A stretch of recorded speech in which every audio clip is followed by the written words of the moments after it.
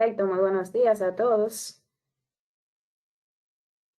En el día de hoy vamos a abordar el tema de lesión renal aguda, un tema bastante controversial hoy en día.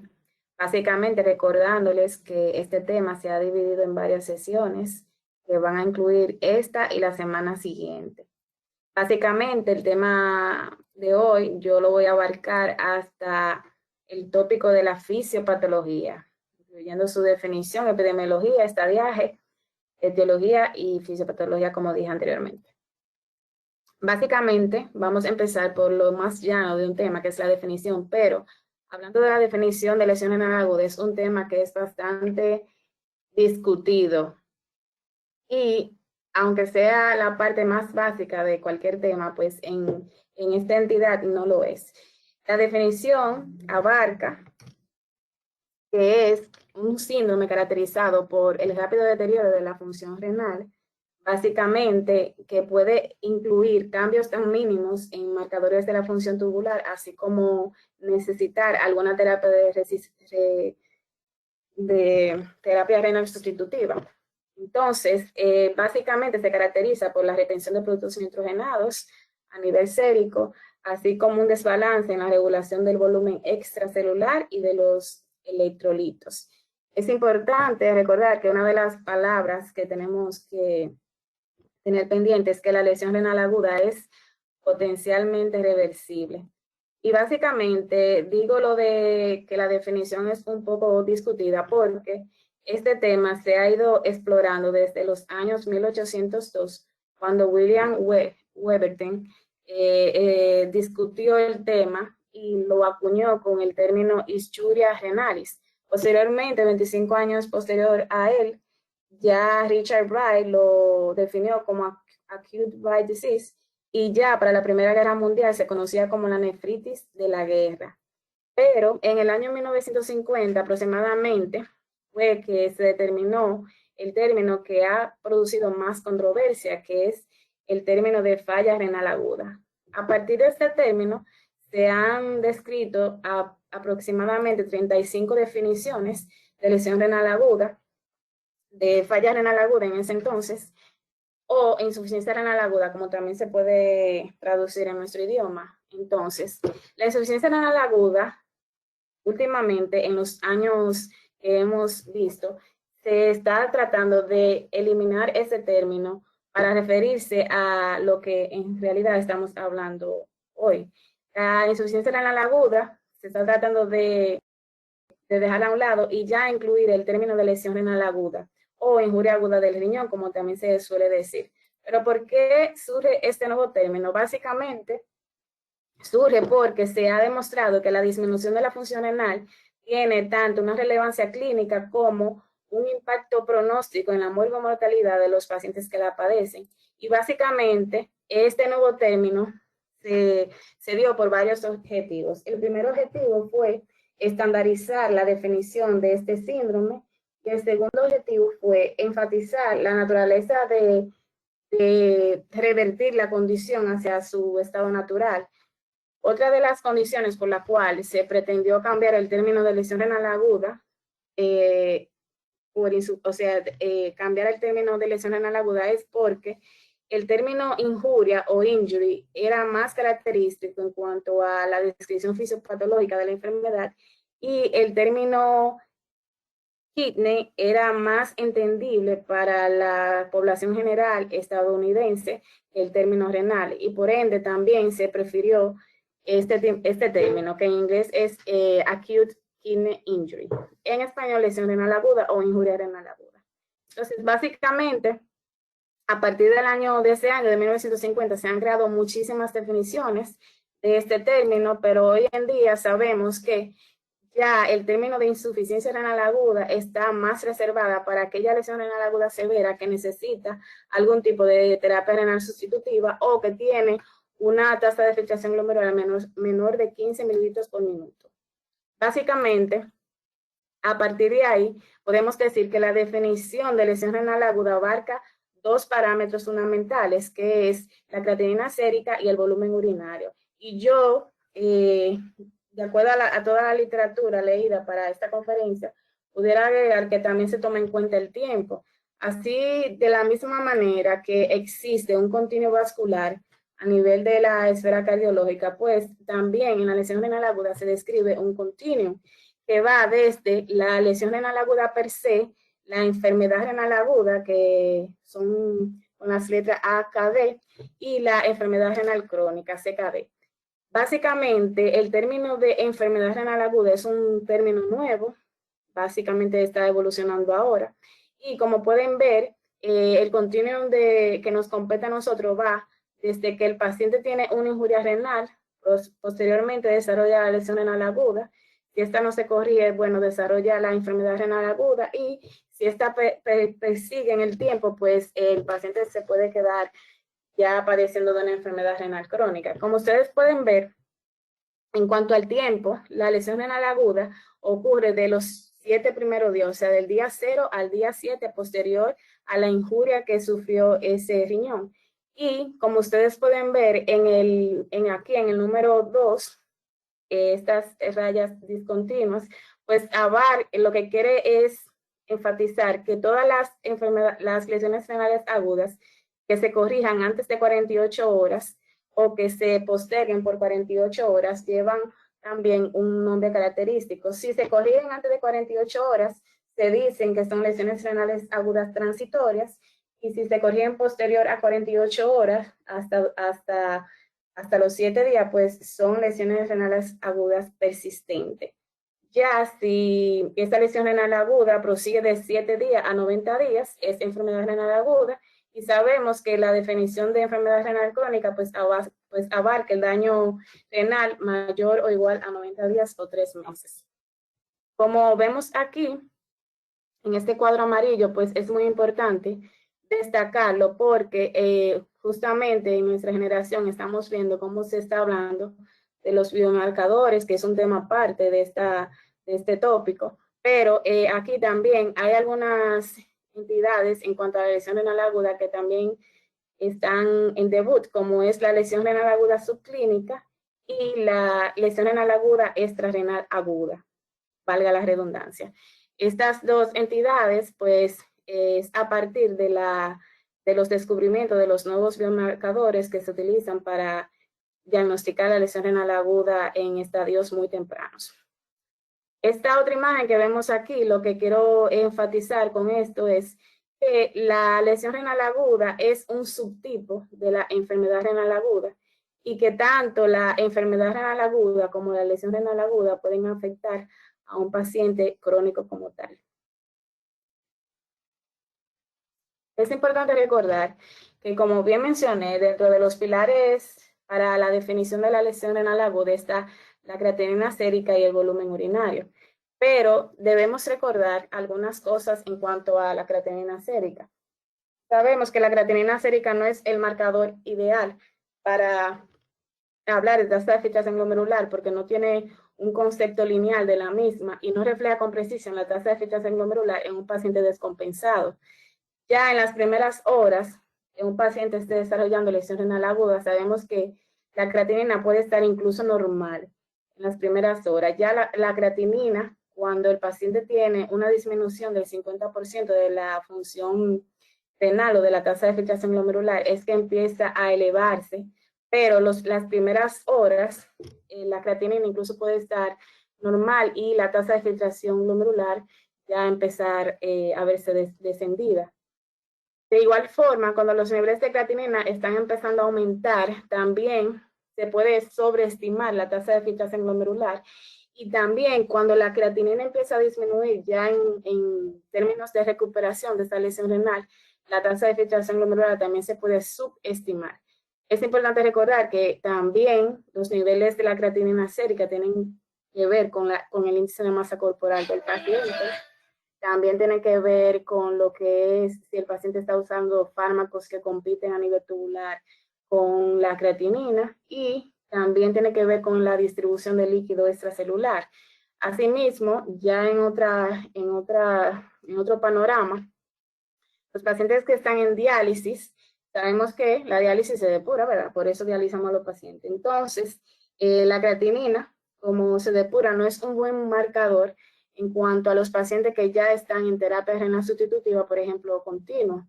Pero si, por ejemplo, hay un paciente que estemos dializando durante los días que no se esté llevando a la sesión dialítica, vemos disminución de la creatinina con respecto a las anteriores, pues podemos decir que hay cierta recuperación renal. Pero mientras el paciente se está dializando, no es un marcador fidedigno.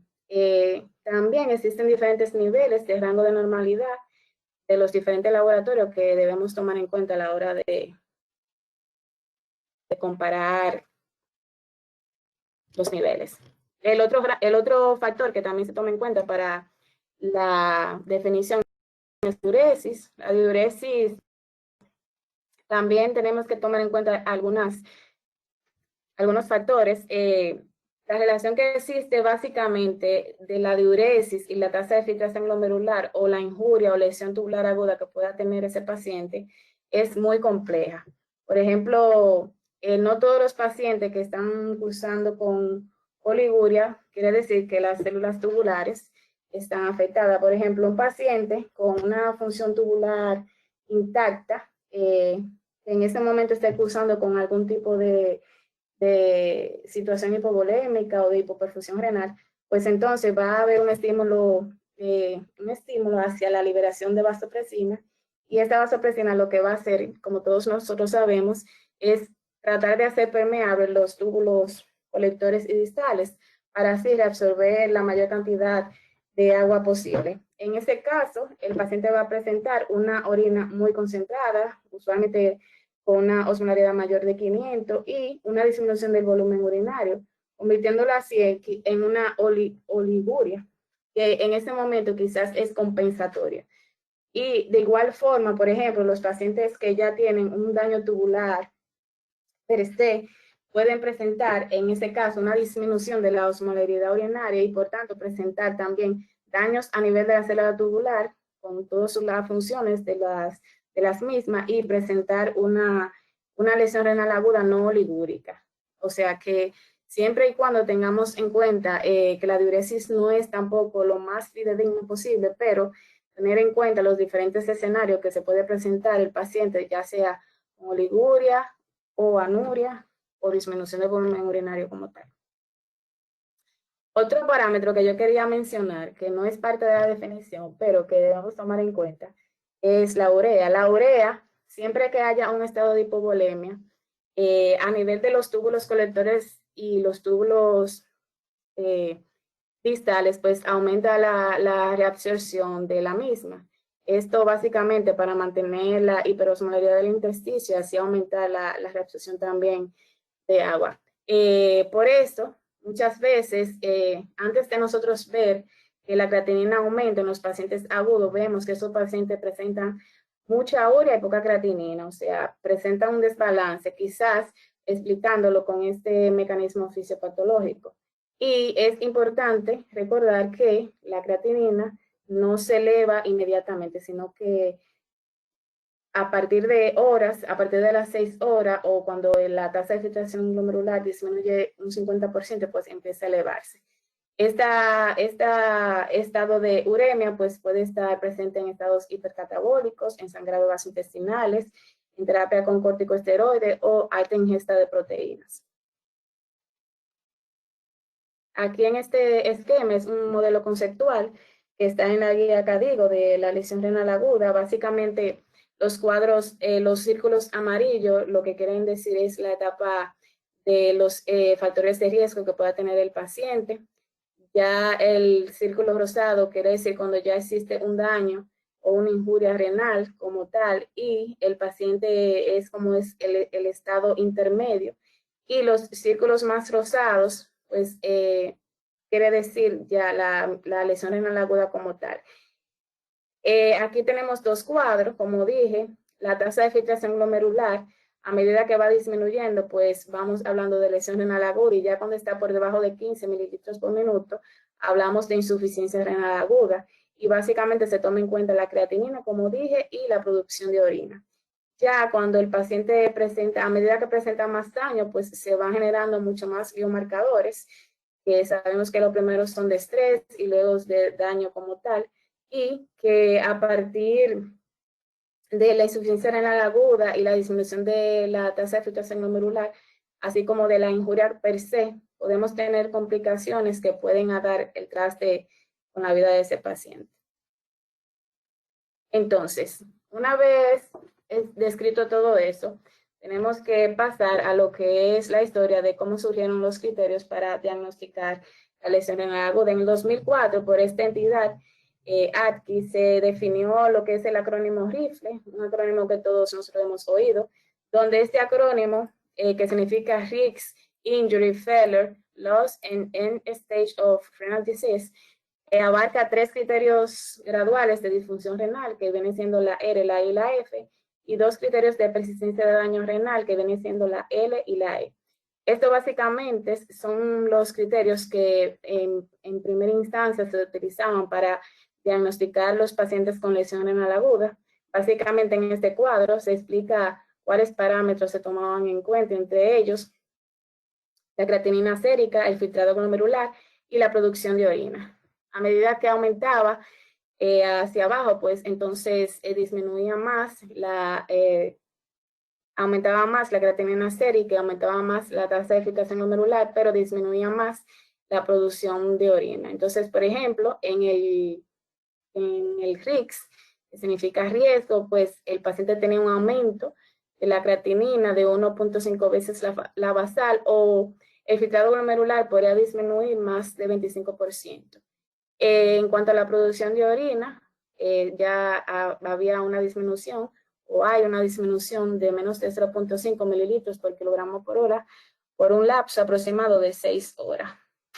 Y los demás estadios, pues ustedes los ven aquí, no lo voy a explicar cada uno, pero básicamente tener en cuenta la creatinina sérica, el filtrado glomerular y la producción de orina es lo que tenía, o sea, lo que más destacaba los criterios de RIFLE. Ya los dos últimos eslabones que habla de la persistencia de daño renal, que es básicamente donde estos criterios tenían más problemas porque incluían también pacientes que ya estaban diagnosticados con enfermedad renal crónica, y vemos que en la LOS la lesión renal ya era persistente y duraba más de 4 semanas con la persistencia del aumento de la creatinina o la disminución de la producción de orina, y el estadio final de la enfermedad renal es ya cuando el paciente persistía con esos cambios más de 3 meses. Básicamente, posteriormente a eso, en el año 2007, por el AKIN, que es el Acute Kidney Injury Network, modificaron los criterios RIFLE, pero ellos básicamente utilizaron las 3 primeras letras, Risk, Injury y Failure, riesgo, injuria y fallo. Ellos hicieron un perfil más temporal, un poco más corto, donde incluyeron incrementos tan pequeños de la creatinina sérica como que fuera mayor o igual a 0.3 miligramos por decilitro. No incluyeron en estos criterios los cambios en la tasa de filtración glomerular, y básicamente el acrónimo también de sus siglas fue la injuria renal aguda como tal en inglés. Estos criterios, como dije, tomaron en cuenta la creatinina sérica y el flujo urinario, y lo dividía en 3 estadios, lo divide en 3 estadios. El estadio 1, que es cuando la creatinina sérica va de 1.5 a 1.9 de veces la basal, o un incremento superior mayor o igual a 0.3 miligramos por decilitro, o una disminución del flujo urinario, que es prácticamente igual que la RIFLE, de 0.5 mililitros por kilogramo por hora durante 6 a 12 horas. Ya el estadio 2, el aumento era de 2 a 2.9 veces, y la disminución de la orina se prolongaba más de 12 horas, y el estadio 3 era o es 3 veces el valor basal de la creatinina, o que el paciente haya iniciado tratamiento renal sustitutivo, y muy importante que ya en pacientes menores de 18 años de edad con una tasa de filtración menos de 35, pues se consideraba que automáticamente está en estadio 3. Ya en cuanto al flujo urinario, pues el paciente con anuria durante más de 6 horas, durante más de 12 horas, y o una disminución de el flujo urinario menor de 0.3 mililitros por kilogramo por hora durante más de 24 horas, también era diagnosticado como estadio 3 de la ACI. Posteriormente, ya surgieron los criterios Riffer y los criterios ACI, pues la CADIGO en el 2012, en vista de que esos criterios no eran tan específicos para pacientes en estados críticos y no tenían tanta sensibilidad, pues entonces lo que hicieron fue unir estos dos criterios y formar un solo criterio para así diagnosticar y tener mayor sensibilidad y no subdiagnosticar ni dejar afuera a cualquier paciente. Hicieron esta unión. Ellos también tomaron lo que es el valor de la creatinina sérica y la producción de orina, y básicamente hicieron sus criterios también. En cuanto a esto, la CADIGO, en fin, da la definición de lesión renal aguda cuando se cumple cualquiera de estas tres condiciones: un incremento de creatinina mayor o igual a 0.3 miligramos por decilitro en 48 horas, o un incremento de creatinina 1.5 veces la basal, que nosotros estemos seguros que ocurrió en al menos 7 días previos, o una disminución del volumen de orina menor de 0.5 mililitros por kilogramos por hora durante 6 horas. Esa definición es la que actualmente CADIGO propone para diagnosticar a los pacientes con lesión renal aguda, cualquiera de estas tres condiciones. En cuanto a los criterios, más bien los estadios propuestos por CADIGO a partir de los criterios Riffer y los criterios ACI, ellos proponen también 3 estadios. El estadio 1, que es muy parecido al estadio 1 de la ACI, cuando hay un aumento de creatinina de 1.5 a 1.9 veces la basal, o cuando el volumen de orina disminuye durante de 6 a 12 horas a menos de 0.5 mililitros por kilogramo por hora. Este viene siendo el estadio 1 de CADIGO, de los criterios CADIGO. El estadio 2 de los criterios CADIGO es cuando ya ese aumento va de 2 a 2.9 veces la basal, o el volumen de orina se posterga más de 12 horas con el mismo cálculo anterior. Y el estadio 3 básicamente es cuando la creatinina sérica está por encima de 3 veces el valor basal, o directamente está mayor de 4 miligramos por decilitro, y el volumen de orina es menor a 0.3 mililitros por kilogramos por hora durante más de 24 horas, o el paciente presenta anuria por más de 12 horas. Ya estos vienen siendo los 3 estadios de los criterios CADIGO. Básicamente esta imagen la pongo aquí porque me parece muy interesante. Como les dije, desde el año 1950 se están dando diferentes definiciones para lo que fue la falla renal aguda, básicamente una situación con oliguria y uremia, y surgieron muchísimas definiciones. Posteriormente a eso se diseñaron los criterios Rifle, se diseñaron los criterios ACI, los AKIN, los criterios CADIGO, y básicamente estamos ahora mismo viendo lo que es el desarrollo de nuevos biomarcadores que son lo que nos van a ayudar en cuanto al diagnóstico precoz de los pacientes con lesión renal aguda. Una vez definida la lesión renal aguda, por eso le dije que era un poco complicada, porque se toman en cuenta muchos criterios y la historia y todo eso.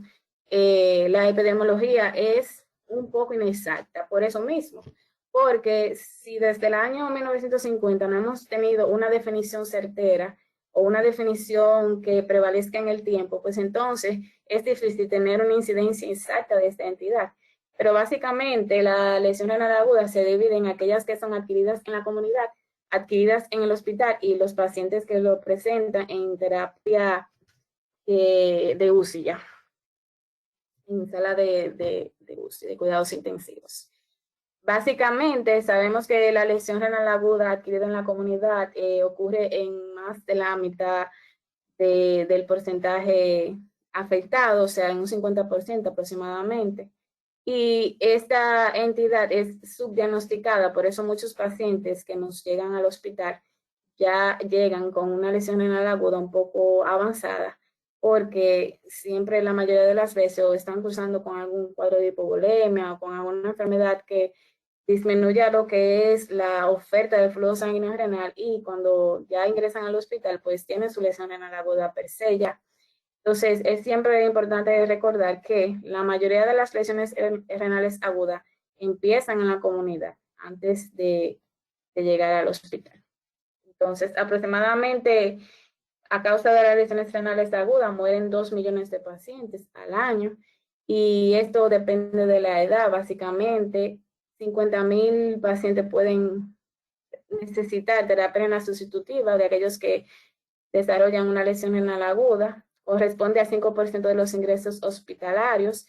El 50% de los casos puede presentar oliguria, y es bueno recordar que es un factor de riesgo independiente para la mortalidad. A medida que la función renal disminuye, pues aumenta la probabilidad de desarrollar la lesión renal aguda como tal. En cuanto a los pacientes que están en cuidados intensivos, la incidencia es prácticamente de 35 al 50%, y se dice que un tercio de los pacientes con lesión renal aguda mueren o fallecen antes de los 90 días. El 20% de los pacientes que tienen bacteremia pueden desarrollar también lesión renal aguda, y el 40% de los pacientes con sepsis van a tener una lesión renal aguda. Y aquellos que presentan shock séptico también tienen mayor probabilidad.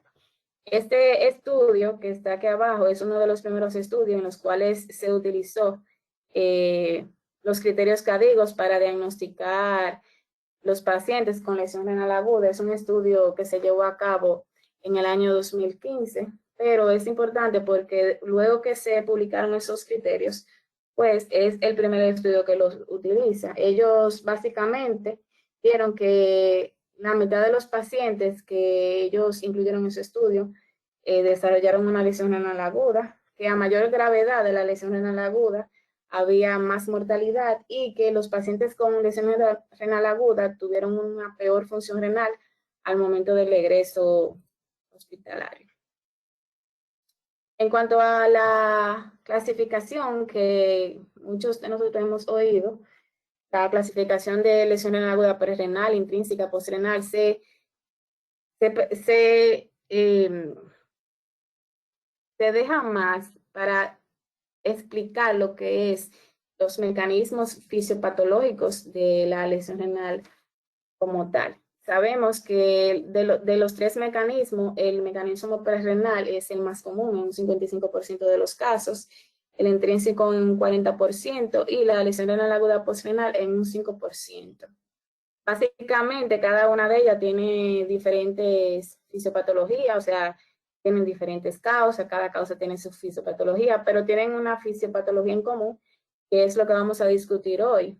Este cuadro lo saqué también de la guía CADIGO, donde básicamente ellos no lo señalan como prerrenal, postrenal e intrínseca, sino más bien como la causa básica del mecanismo fisiopatológico. O sea, si tiene de disminución de la perfusión renal, si son causas ya intrínsecas renales, o si tiene algún tipo de obstrucción del tracto urinario, que básicamente viene siendo lo mismo. Empezando con el mecanismo prerrenal, todo lo que involucre de disminución de la perfusión renal, pues entonces nos va a causar una lesión renal aguda de este tipo de entidad prerrenal. Sabemos que esta lesión renal aguda, siempre y cuando lleguemos a tiempo y lo tratemos a tiempo, pues es reversible, y básicamente las causas se van a dividir en tres grandes grupos: la hipovolemia intravascular, el infrallenado arterial y los cambios hemodinámicos intrarrenales. Dentro de las causas de hipovolemia intravascular podemos mencionar aquí las hemorragias, las pérdidas de líquidos renales, gastrointestinales, por a tercer espacio, disminución de la ingesta. Por ejemplo, en el infrallenado arterial, la vasodilatación periférica, básicamente en los pacientes sépticos, la reducción del gasto urinario, y en los cambios hemodinámicos intrarrenales podemos mencionar todo lo que causa efectos pre- y postglomerulares. Aquí en esta imagen, pues la pongo porque es parte básica de la fisiopatología. Aquí podemos ver las presiones de las fuerzas de Stalin que están muy vinculadas con lo que es el mantenimiento del filtrado glomerular. Todo lo que disminuya el flujo sanguíneo renal, pues entonces va a disminuir la presión hidrostática glomerular. Y sabemos que esta presión es una de las que favorece la tasa de filtración glomerular y por ende, si se disminuye el flujo sanguíneo renal, pues disminuye la presión hidrostática glomerular y puede disminuir por ese mecanismo la tasa de filtración glomerular. O sea, por ejemplo, un paciente hipovolémico, un paciente con una hemorragia intensa puede presentar este mecanismo. Una vez este paciente, por ejemplo, hipovolémico, va a presentar disminución de la presión arterial media, ya sea por esa hipovolemia, por mecanismos sistémicos o renales, y esa disminución de la presión arterial media va a convocar a que se desarrollen o se activen respuestas neurohormonales.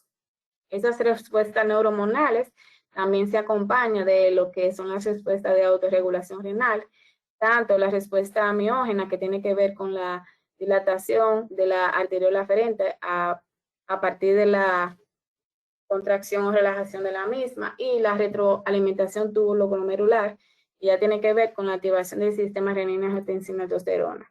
Todo esto, todas estas respuestas van a activar el sistema nervioso simpático, con lo cual van a aumentar la resistencia vascular periférica, la liberación de renina, aumentar el gasto cardíaco y por tanto restaurar la presión arterial.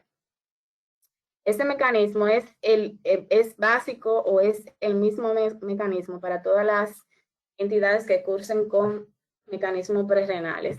Una vez se activan el sistema renina-angiotensina-aldosterona, ya sabemos básicamente este sistema que hace, pero una vez lo tenemos activado, pues entonces la angiotensina 2, que es uno de los vasoconstrictores más potentes que tenemos, pues va a tratar de compensar esa disminución de la tasa de filtración glomerular, haciendo constricción básicamente o preferentemente de la arteriola aferente y provocando una estabilización de esa tasa de filtración glomerular, que sabemos que si ese efecto persiste en el tiempo, pues puede ser deleterio para la hemodinamia intraglomerular.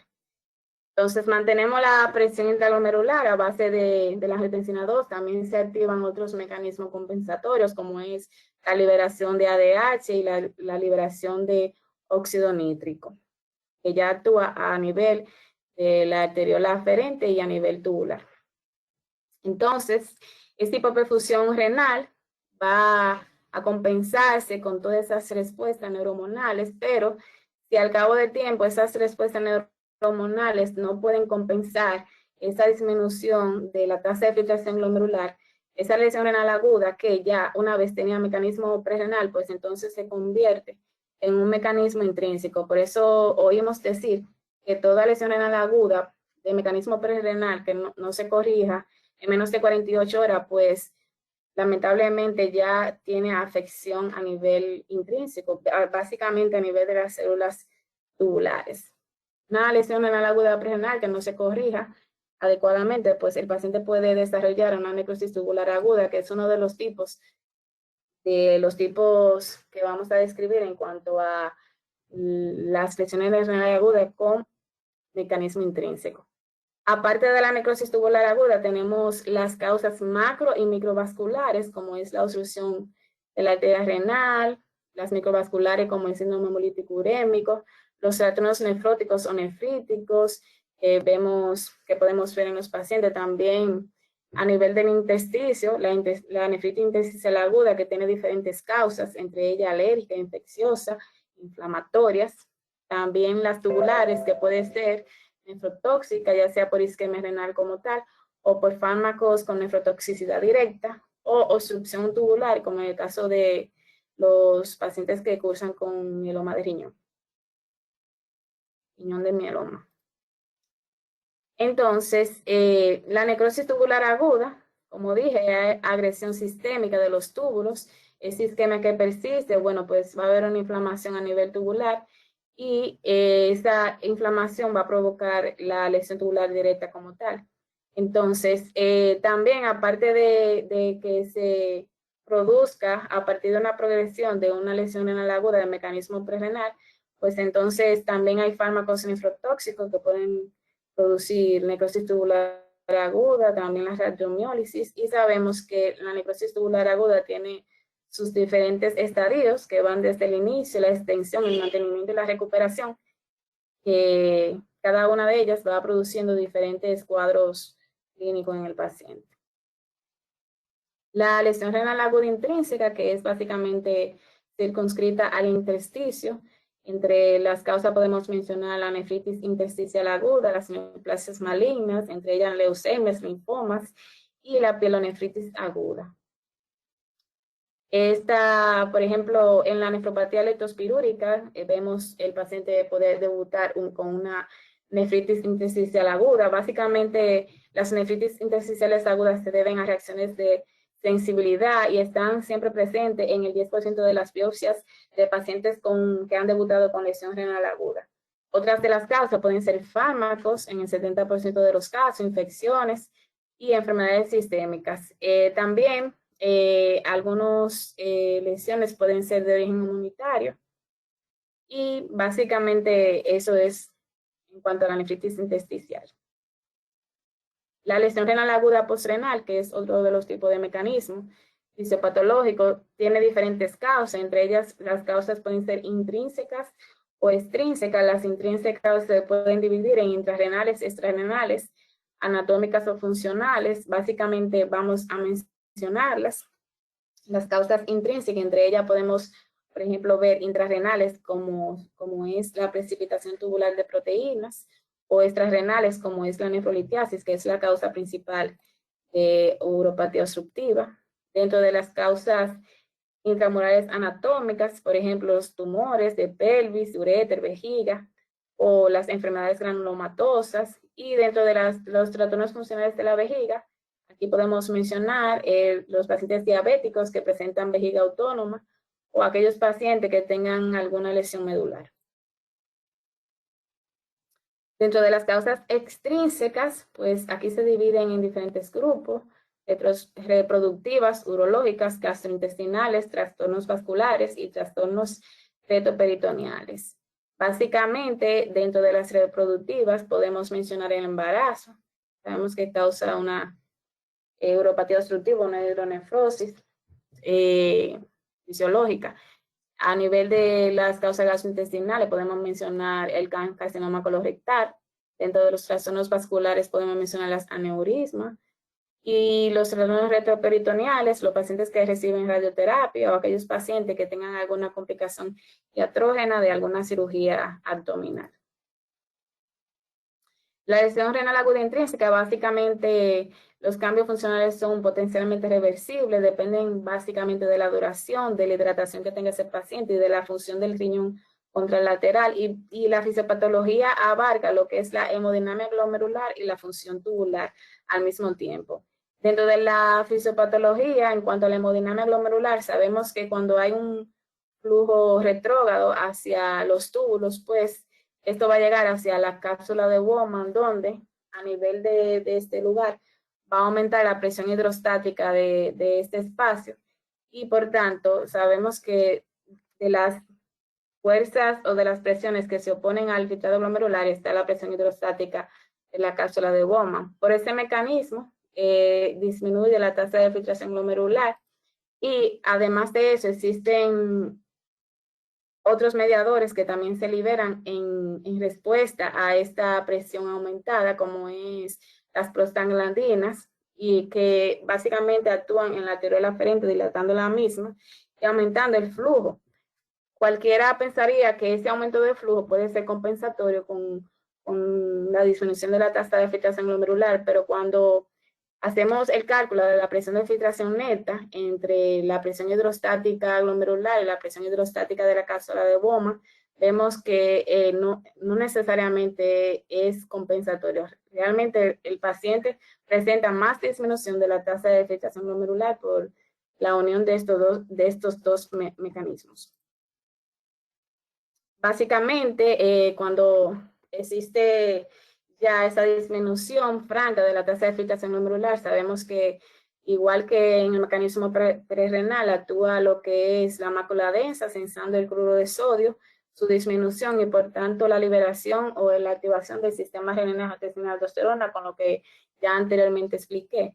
La hemodinamia glomerular en cuanto a la neuropatía obstructiva o la lesión renal aguda de causa postrenal, pues entonces cursa con diferentes fases, que va desde una fase temprana, que dura de 2 a 3 horas, una fase tardía o vasoconstrictora, que dura de 12 a 24 horas, y ya la fase de recuperación, que es el periodo que dura el paciente hasta normalizar la tasa de filtración glomerular. Este slide presenta una gráfica en la cual vemos los efectos de una obstrucción ureteral completa. Aquí en azul vemos la presión ureteral, que en un principio pues está elevada y posteriormente va disminuyendo. En rojo vino vemos el flujo plasmático renal, que en un principio aumenta, pero posteriormente también disminuye, y la tasa de filtración glomerular, que cae drásticamente y luego sigue disminuyendo paulatinamente, hasta que el paciente se le corrija la causa y pueda ya revertir todos esos cambios. Las anormalidades básicas de la fisiopatología de la postrenal, pues hay cambios tanto en la regulación como en la excreción del agua, en la tonicidad medular que se pierde y en la disminución de los transportes de sodio a nivel de los túbulos contoneados distales. También existe muy poca respuesta en cuanto al ADH a nivel de los túbulos colectores. Básicamente, mi parte era hasta aquí, hasta la fisiopatología. Algunas cositas para que se nos queden grabadas. El término de lesión renal aguda es más apropiado y representativo para la disfunción renal aguda frente al término de insuficiencia renal aguda. La lesión renal aguda es potencialmente reversible siempre y cuando tratemos a ese paciente, ¿verdad?, en el momento preciso, o nos llegue o no lo interconsulte en el momento adecuado, también depende de eso. Y es un factor independiente de mortalidad. La insuficiencia renal aguda solo debemos usarlo, ese término, para las lesiones renal agudas que necesiten terapia renal sustitutiva. La forma patogénica más común de la lesión renal aguda, como anteriormente expliqué, en el 55% de los casos es el mecanismo prerrenal. Recordar el continuum de la lesión renal aguda, saben, primero el paciente presenta una injuria, luego lesión renal aguda franca como tal. Si esta no se corrige en el tiempo y persiste más de 7 días, enfermedad renal aguda, y si ya dura más de 90 días, enfermedad renal crónica, que de esto es que va a hablar mi compañera el viernes, del pronóstico que tiene la lesión renal aguda. Los efectos neurohormonales, ya sea el sistema nervioso simpático, el sistema renina-angiotensina-aldosterona o la ADH, es lo que permite mantener la función renal adecuada en las primeras etapas de la lesión renal aguda, de mecanismo prerrenal, pero sabemos que si eso no compensa en el tiempo, pues entonces probablemente se convierta en un mecanismo intrínseco. Si la causa prerrenal no se corrige, podemos desarrollar una necrosis tubular aguda, y básicamente la nefritis intersticial aguda, que es de las dos entidades generales que abarcan el mecanismo intrínseco, pues se debe mayormente a un estado de hipersensibilidad. Recuerden que nacimos para ser felices, no para ser perfectos. Muchísimas gracias. Estas son mis referencias bibliográficas.